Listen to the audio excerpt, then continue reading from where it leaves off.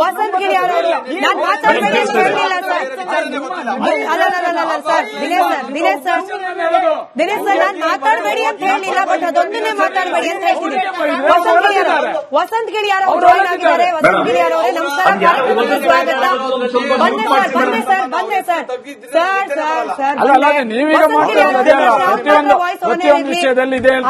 ಆಯ್ತು ಸರ್, ಸಮಾಧಾನ. ವಸಂತ್ ಗಿಳಿಯಾರ್ ಅವರೇ, ಈಗ ಸುಪ್ರೀಂ ಕೋರ್ಟ್ ನ ಮುಂದೆ ಎಲ್ಲವನ್ನ ಕೂಡ ವಿವರವಾಗಿ ವಿವರಿಸಲಾಗಿದೆ. ಇಲ್ಲಿ ನೇರವಾಗಿ ನನಗೆ ಗೊತ್ತಿಲ್ಲ 183 ಅಲ್ಲಿ ವೀರೇಂದ್ರ ಹೆಗಡೆ ಅವರ ಹೆಸರು, ಹರ್ಷೇಂದ್ರ ಅವರ ಹೆಸರು ಪ್ರಸ್ತಾಪ ಆಗಿತ್ತೋ ಇಲ್ಲೋ ನನಗೂ ಗೊತ್ತಿಲ್ಲ, ನಿಮಗೂ ಗೊತ್ತಿಲ್ಲ. ಆದ್ರೆ ಸುಪ್ರೀಂ ಕೋರ್ಟ್ ನ ಮುಂದೆ ಆ ಎಲ್ಲಾ ಹೆಸರುಗಳನ್ನ ಉಲ್ಲೇಖ ಮಾಡಲಾಗಿದೆ. ಸುಪ್ರೀಂ ಕೋರ್ಟ್ ನ ಗಮನಕ್ಕಿದೆ ಚಿನ್ನಯ್ಯ ಯಾರ ಮೇಲೆ ಆರೋಪ ಮಾಡ್ತಿದ್ದಾನೆ ಅಂತ ಹೇಳಿ. ಇದೆಲ್ಲವನ್ನ ಗಮನಿಸಿದ ನಂತರದಲ್ಲೂ ಕೂಡ ಇದು ದುಡ್ಡಿಗೋಸ್ಕರ, ರಾಜಕೀಯಕ್ಕೋಸ್ಕರ, ಪಬ್ಲಿಸಿಟಿಗೋಸ್ಕರ ಮಾಡ್ದಂಗಿದೆ ಅಂತ ಹೇಳಿ ಹೇಳಿದೆ ಅಂತಂದ್ರೆ ಇದನ್ನ ಯಾವ ರೀತಿ ನಾವು ನೋಡ್ಬೇಕು, ಯಾವ ರೀತಿ ಗಮನಿಸಬೇಕು? ಆರೋಪ ಮಾಡಿದ ಮೇಲೂ ಕೂಡ ಅಂಡರ್ಲೈನ್. ಈಗ ಬಹಳ ಸ್ಪಷ್ಟವಾಗಿ ಹೇಳ್ತೇನೆ, ಇವತ್ತು ಒಂದು ನೋಟಿಸ್ ಅನ್ನ, ಒಂದು ಅರ್ಜಿಯನ್ನ ಸುಪ್ರೀಂ ಕೋರ್ಟಿಗೆ ಅಡ್ವೊಕೇಟ್ ದೀಪಕ್ ಕೋಸ್ಲಾ ಬರೀತಾರೆ. ಮೀಡಿಯಾದವರು ತಪ್ಪು ಉಲ್ಲೇಖವನ್ನ ಮಾಡ್ತಾ ಇದ್ದಾರೆ ಸುಪ್ರೀಂ ಕೋರ್ಟ್ ನ ರಿಟ್ ಪಿಟಿಷನ್ ಬಗ್ಗೆ, PIL ಬಗ್ಗೆ ಅಂತ ಹೇಳಿ. ಇದ್ರ ಬಗ್ಗೆ ಕಾನೂನು ಪ್ರಕಾರವಾದಂತ ಕ್ರಮ ಕೈಗೊಳ್ಳಬೇಕು ಅನ್ನೋ ರೀತಿಯಲ್ಲಿ ಒಂದು ಬೆದರು ಬೊಂಬೆಯನ್ನ ಹರಿಯಬಿಡ್ತಾರೆ. ಯಾರು? ದೀಪಕ್ ಕೋಸ್ಲಾ. ಮೊನ್ನೆ ವಿಠಲ್ ಗೌಡ ಮತ್ತೆ ಪುರಂದರ ಗೌಡರ ಪರವಾಗಿ ವಕಾಲತ್ತನ್ನು ಹಾಕಿದಂತ ದೀಪಕ್ ಕೋಸ್ಲಾ. ಇದೇ KV ಧನಂಜಯ್ ಕೇರಳ ಸರ್ಕಾರಕ್ಕೆ ಪತ್ರ ಬರೀತಾರೆ, ನೀವು ತನಿಖೆ ಮಾಡಬೇಕಿದೆ ಅನ್ನೋ ರೀತಿಯಲ್ಲಿ. 2 ವರ್ಷದ ಹಿಂದೆ ಇದೇ KV ಧನಂಜಯ್ ಇವರದ್ದೇ ಒಂದು ಯೂಟ್ಯೂಬ್ ನಲ್ಲಿ, ನಾನು ಹೈಕೋರ್ಟ್ ವಕೀಲರನ್ನ ಇಂಟರ್ವ್ಯೂ ಮಾಡಿದ ನಂತರ ಇವರೊಂದು ಸುಪ್ರೀಂ ಕೋರ್ಟ್ ವಕೀಲರ ಇವರು ಯೂಟ್ಯೂಬ್ ಚಾನಲ್ ಅವನೊಬ್ಬ ಇಂಟರ್ವ್ಯೂ ಮಾಡ್ತಾರೆ. ಅದು KV ಧನಂಜಯ್. ಅಂದರೆ ಇದು ಟೋಟಲಿ KV ಧನಂಜಯ್ ಈ ತಂಡದ, ಈ ಷಡ್ಯಂತ್ರಕಾರಿಗಳ ಒಂದು ಗುಂಪಿನ ಸದಸ್ಯ ಅಂತ ಬಹಳ ಸ್ಪಷ್ಟ ಆಗ್ತಾ ಇದೆ ಇದ್ರಲ್ಲಿ. ಸುಪ್ರೀಂ ಕೋರ್ಟಿನ ಆದೇಶವನ್ನ ಮರೆಮಾಚಿಸಿ ಬೆಳ್ತಂಗಡಿ ಕೋರ್ಟ್ ನಲ್ಲಿ ಇವರು ಅರ್ಜಿಯನ್ನು ಹಾಕಿಸ್ತಾರೆ ಅಂತ ಹೇಳಿದ್ರೆ ಇದು ಈ ಪ್ರಕರಣದಲ್ಲಿ KV ಧನಂಜಯ್ ವಿರುದ್ಧವೂ ಕೂಡ ಕ್ರಮವನ್ನ ಕೈಗೊಳ್ಳಲಿಕ್ಕೆ ಸಾಧ್ಯ ಇದೆ. ಇವತ್ತು ಮಾಜಿ ಪೊಲೀಸ್ ಆಯುಕ್ತರೊಬ್ಬರು ಇದನ್ನು ಬಹಳ ಸ್ಪಷ್ಟವಾಗಿ ಹೇಳಿದ್ದಾರೆ, ಸೀನಿಯರ್ ಅಡ್ವೊಕೇಟ್ ಕೂಡ ಇದನ್ನು ಸ್ಪಷ್ಟವಾಗಿ ಹೇಳಿದ್ದಾರೆ. ಹಾಗಾಗಿ ಒಟ್ಟಾರೆ ಇಡೀ ಪ್ರಕರಣ ಏನಿದೆ ಇದು ಒಂದು ದೊಡ್ಡ ಷಡ್ಯಂತ್ರ. ಇದು NIA ತನಿಖೆಗೆ ಲಾಯಕ್ಕಾದಂತ ಒಂದು ಪ್ರಕರಣ. ಧರ್ಮಸ್ಥಳವನ್ನ ಇವರು ಟಾರ್ಗೆಟ್ ಮಾಡ್ಕೊಂಡು ಮಾಡ್ತಿರುವಂತದ್ದು ನಿಮ್ಗೆ ಗೊತ್ತಿರಬಹುದು. ಸುಪ್ರೀಂ ಕೋರ್ಟಿಗೆ ಸಲ್ಲಿಸಿದಂತ PIL ಕೂಡ ಧರ್ಮಸ್ಥಳದ ಹೆಸರನ್ನು ಉಲ್ಲೇಖ ಮಾಡ್ತಾರೆ ಅವರು. ಅಲ್ಲೊಂದು ಕೋರ್ಟ್ ಇದೆ. ಅಂದ್ರೆ ಇವರಿಗೆ ಟಾರ್ಗೆಟ್ ಧರ್ಮಸ್ಥಳ ಅನ್ನೋದು ಬಹಳ ಸ್ಪಷ್ಟ ಆಗಿದೆ. ಚಿನ್ನಯ್ಯ ಸುಳ್ಳು, ಬುರುಡೆ ಸುಳ್ಳು, ಅನನ್ಯ ಸುಳ್ಳು.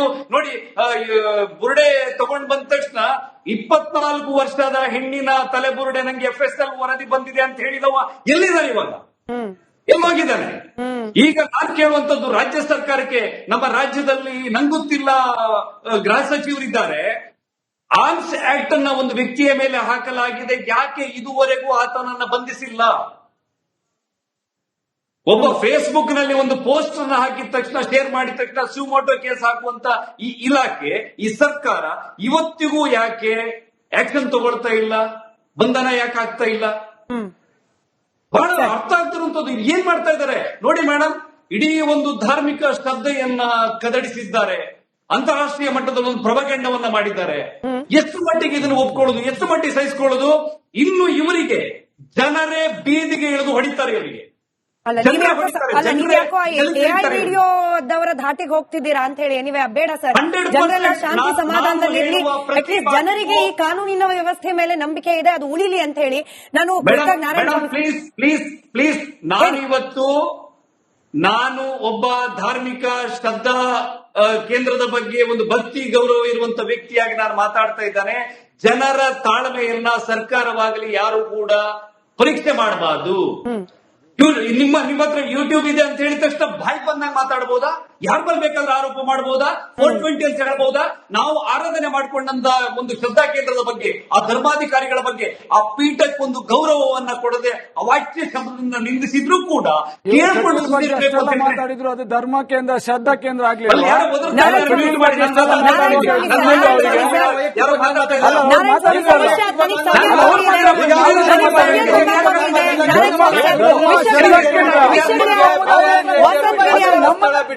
ವಸಂತ್ ಗಿರಿ ಅವರವರು ನಾನು ಮಾತಾಡಬೇಡಿ ಅಂತ ಹೇಳಿಲ್ಲ ಸರ್. ಸರ್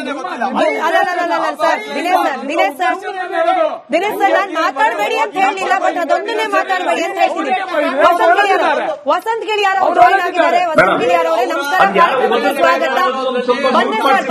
ಬಂದೆ ಸರ್.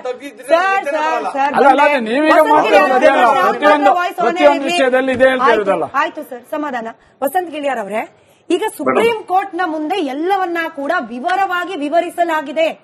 ಇಲ್ಲಿ ನೇರವಾಗಿ ನನಗೆ ಗೊತ್ತಿಲ್ಲ 183ಯಲ್ಲಿ ವೀರೇಂದ್ರ ಹೆಗಡೆ ಅವರ ಹೆಸರು, ಹರ್ಷೇಂದ್ರ ಅವರ ಹೆಸರು ಪ್ರಸ್ತಾಪ ಆಗಿತ್ತೋ ಇಲ್ಲೋ ನನಗೂ ಗೊತ್ತಿಲ್ಲ, ನಿಮಗೂ ಗೊತ್ತಿಲ್ಲ. ಆದ್ರೆ ಸುಪ್ರೀಂ ಕೋರ್ಟ್ ನ ಮುಂದೆ ಆ ಎಲ್ಲಾ ಹೆಸರುಗಳನ್ನ ಉಲ್ಲೇಖ ಮಾಡಲಾಗಿದೆ. ಸುಪ್ರೀಂ ಕೋರ್ಟ್ ನ ಗಮನಕ್ಕಿದೆ ಚಿನ್ನಯ್ಯ ಯಾರ ಮೇಲೆ ಆರೋಪ ಮಾಡ್ತಿದ್ದಾನೆ ಅಂತ ಹೇಳಿ.